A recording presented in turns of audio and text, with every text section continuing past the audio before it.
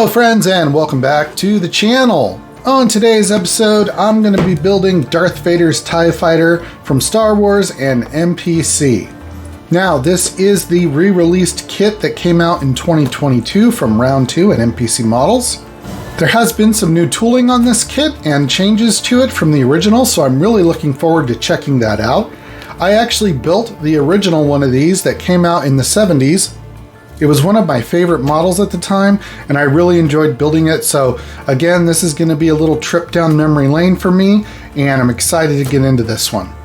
I'll put up a QR code on the screen and also a link down in the description below where you can click and buy one of these for yourself. Real quick, if you're new to the channel, thanks for stopping by, and if you haven't already, please click that subscribe button down below. It helps out the channel and I'd really appreciate it.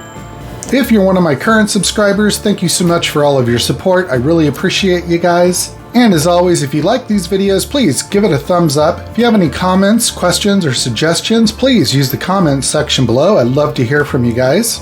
Also, be sure to check out my online shop for some really cool scale model themed merchandise, all designed by me, a scale modeler. I've got some cool stickers, coffee mugs, hoodies, sweatshirts, all kinds of cool stuff. They make great gifts for the scale model builder in your life or just for yourself to show your support for this amazing hobby. All right, so without further ado, let's cut this box open and get to checking out what's inside.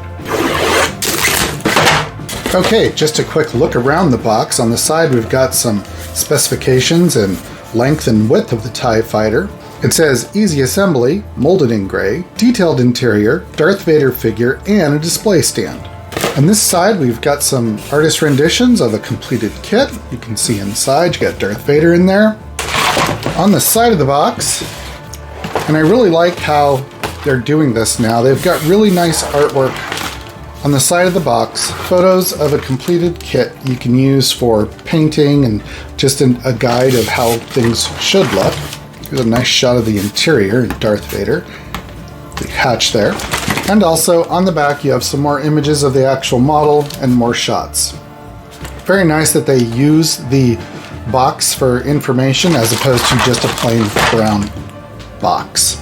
Alright, the first sprues we have here are of the main hull, top and bottom. Looks like mine has been damaged.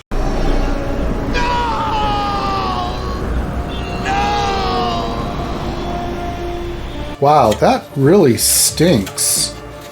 Alright, so, well, that's too bad. You know, I'm gonna go ahead and build it and see if I can't repair that damage. It doesn't look too bad, so I think I'll be able to make it look okay. The other side of the hull looks to be okay. Here are our two panels. Those look nice.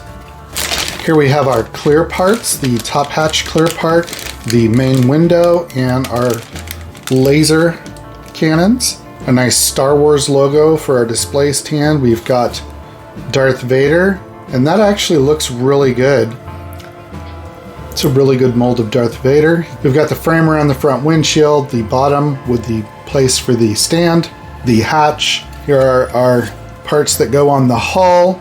Those look to be okay. A little bit of flash, but not too bad. On this last sprue, we have the other side of the wing interior. We have some interior for the cockpit, which actually looks pretty nicely molded and detailed. That's nice. Got some landing gear, which is nice, and some additional parts for the wings and the detail for the hull. Finally, we have the standard base from round 2 and MPC.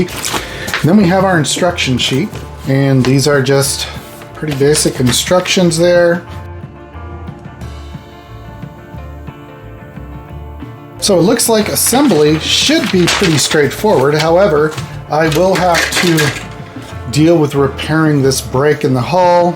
I'm going to try to make it work. If I can't, maybe I'll do it like some battle damage or something like that and get creative. Okay, well, I'm going to clean off the bench, grab some tools, some glue, and we are going to get to the build. Okay, so as I mentioned in the opening, this kit is damaged. It was damaged in shipping. This lower section here is cracked and a little warped. fortunately, it's on the bottom. So that's good because it won't be seen too easily. This crack's gonna have to be repaired there, and I'm gonna have to unwarp this a little bit and use a little heat. Just test fitting these pieces. This side fits okay. This side is not gonna fit very well at all, and you can see right here, it's just really not lining up. So I think what I'm going to do is, since the interior has to go in before these parts go together, I think I'm going to focus on the interior first, and then I'll circle back and we'll get this sorted out and fixed as best we can, and then we'll be able to line everything up properly and clean up these areas.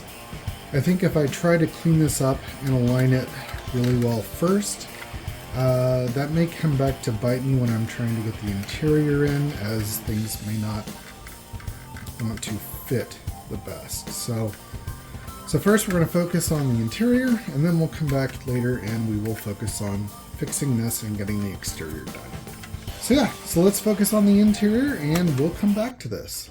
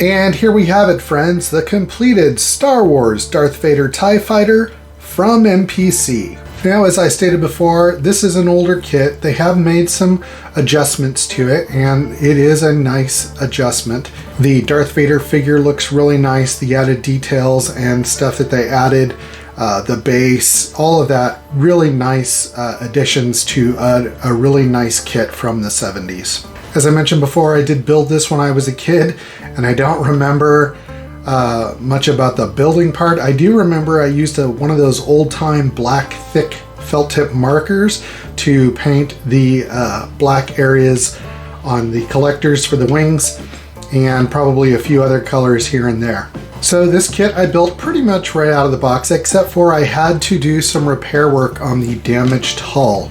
The model was damaged somehow in shipping, and that added quite a bit of time to my build process. I had to do some creative clamping and gluing, bending, heating, all kinds of tricks that I tried to use to get it to straighten out and fix the parts together. Lots of puttying, lots of sanding, and I'm not the best at putty work, I'll be the first to admit that, but overall I think it came okay. It's not perfect, but that's okay. Other than that, it was a straight out of the box build. Darth Vader looks really nice. This mold that they did for him is really sharp. The other additions are nice too. I really like the stand and the little nameplate here.